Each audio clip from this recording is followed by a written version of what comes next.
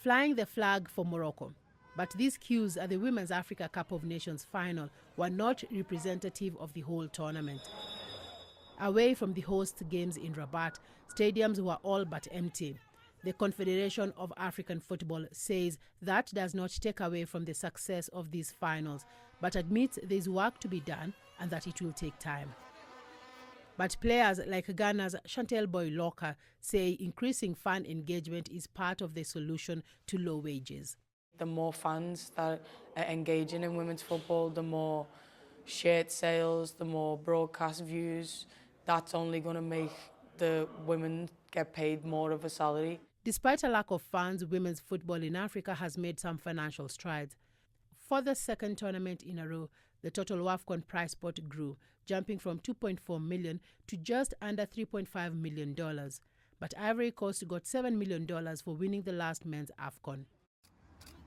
When it comes to transfers, things have also changed. Since the last WAFCON, Zambia stars Barbara Banda and Rachel Kundananji have become two of the world's most expensive female players.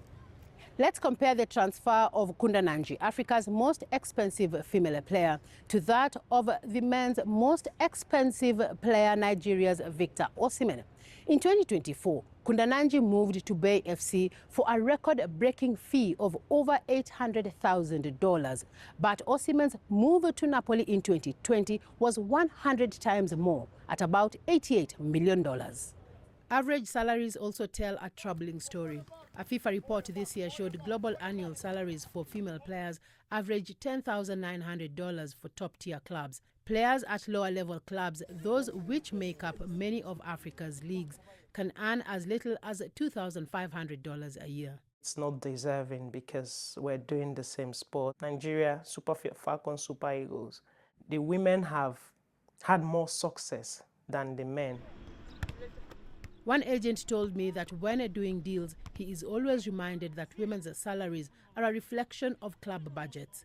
But just honoring salaries can be a problem in Africa. Here in Morocco, the federation has stepped in, supporting growing clubs such as Sporting Casablanca. Women, they were playing football for free for many years. But today, this for free is finished.